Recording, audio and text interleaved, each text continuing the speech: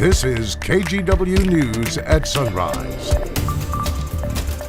Sunrise. Coming up this half hour on Sunrise, the person accused of starting the fire that destroyed this historic church downtown last night is expected in court later today. We have a live report on what we know so far about the suspect.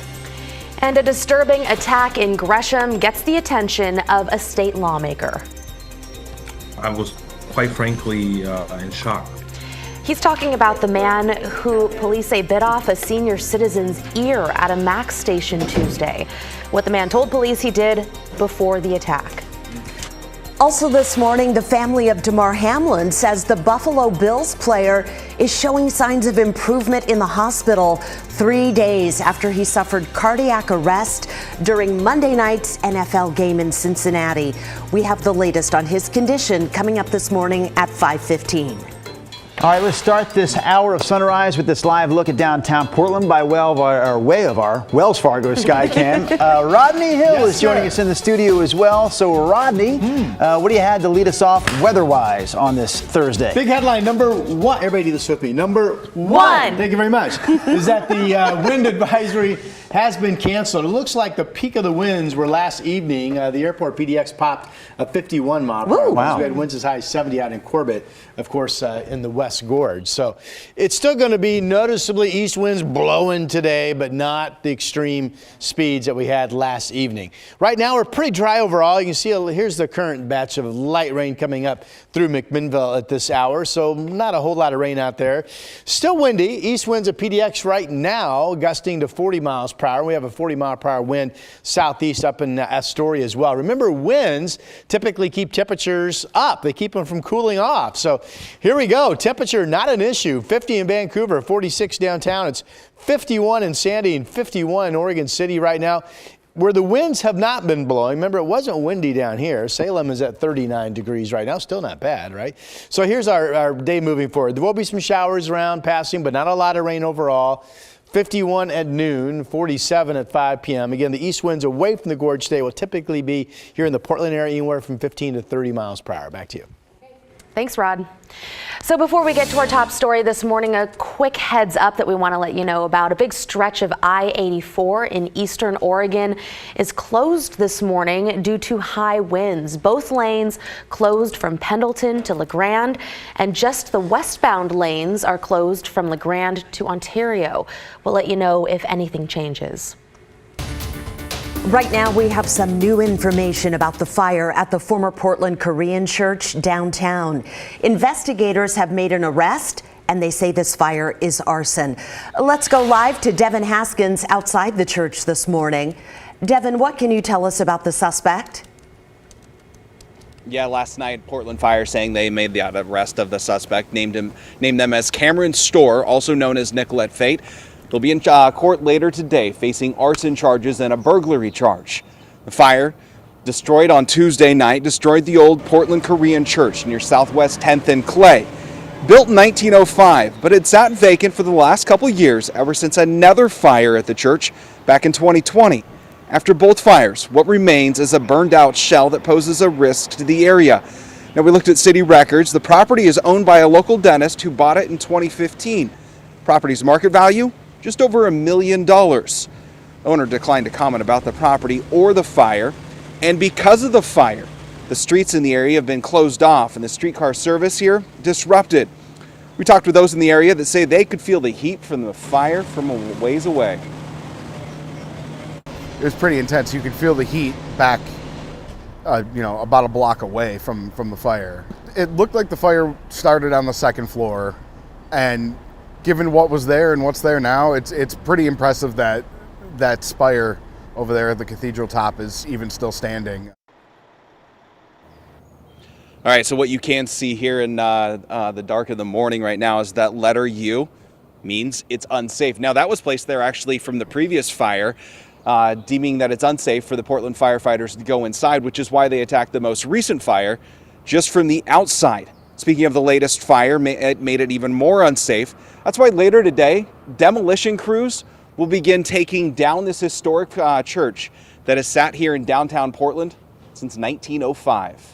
For now, we're live in downtown Portland. I'll send it back to you guys. All right, we'll have more from Devin coming up in our next hour of Sunrise. Right now, we want to get to another story we've been following all this week. The man accused of brutally attacking a senior citizen on a MAX train platform will be back in court at 9 o'clock this morning. 25-year-old Corn Kramer made his first appearance in court yesterday.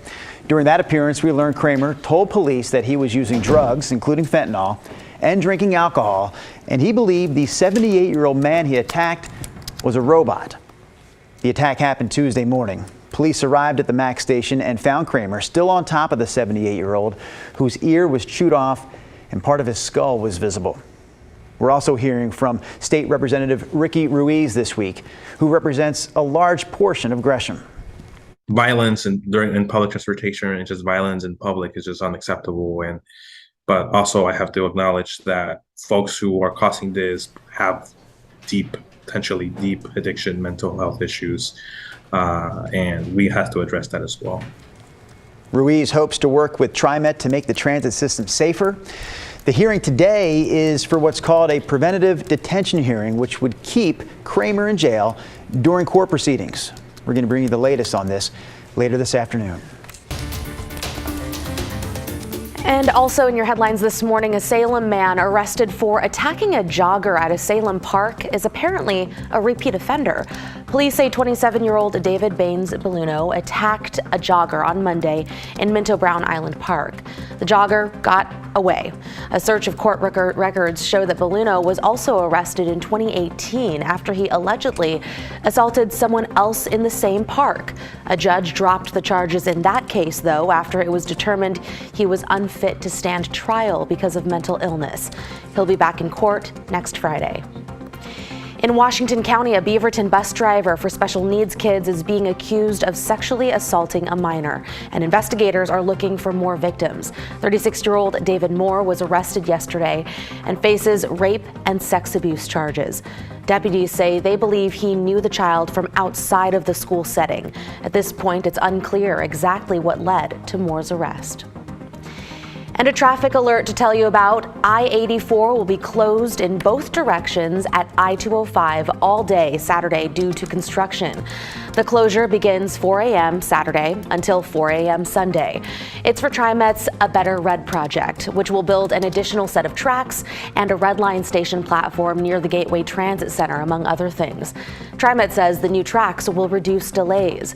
Meantime, drivers can use I-205 South as an alternate route, but expect delays. And those are some of your Thursday morning headlines.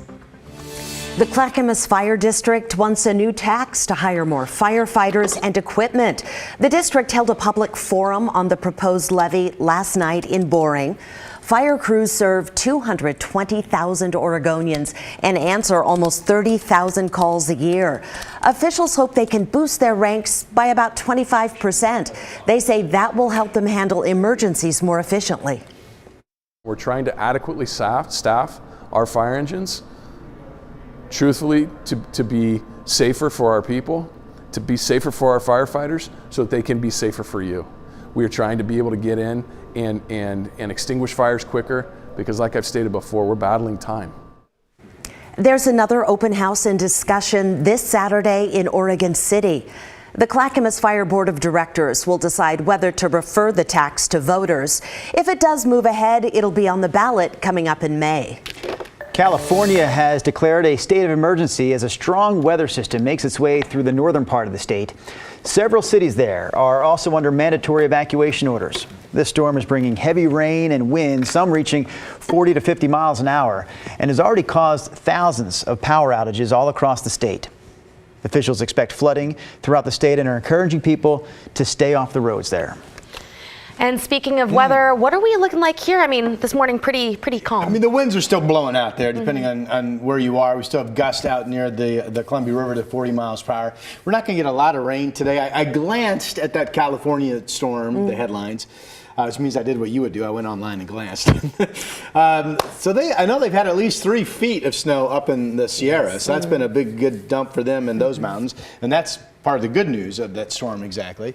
Here are some of the winds we had. It looked like the peak wind hour was in that 9 to 10:30 time frame last evening. Corbett popped 70, PDX 51. Troutdale 46, the West Hills had the same.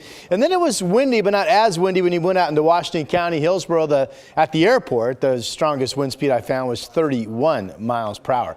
The wind advisory, if you are just joining us, good morning. The wind advisory has been canceled, but this will still be a blustery east wind day, but more typical to 45 mile per hour. Peak gusts, we think, in Troutdale and Camas and Gresham today. And much of the Portland metro area will still notice the winds blowing the trees around 15 to 30 miles per hour. Temperatures in the windier spots, quite lovely. 49 Portland, 53 up in Kelso. They have a south wind, not that windy, but the south wind. 39 in Salem, where it's been a much calmer scenario. Here's what Futurecast shows for us rain-wise today, and not a lot. We're actually pretty dry out there right now. This does show some rain showers picking up through the area this afternoon. I wouldn't count on that timing being exactly right, but a decent shot of showers moving through at some point this afternoon. Here's another round of some shower activity later this evening. What I really want to point out is tomorrow evening. If you have Friday night plans, this is 6 p.m. Notice how it turns into mostly steady rain tomorrow evening into the overnight. Here's our 7-day. Today, fairly steady temps around Portland, 51 the high, some showers, the east winds that we talked about. Friday, tomorrow, showers to evening rain, not as windy, but still noticeably breezy from the east, 53. And then it's morning rain breaking into showers Saturday, and then basically just rain at times. And the wind direction will still be from the east into the first part of next week, but overall things calming down, certainly from last evening's big blow. Back to you. Okay, thanks for the update, Rod. Coming up, Damar Hamlin's health has been a major headline in the news this week, but misinformation on social media has some people questioning why he collapsed on Monday. Coming up, our Verified team looks into those social media posts.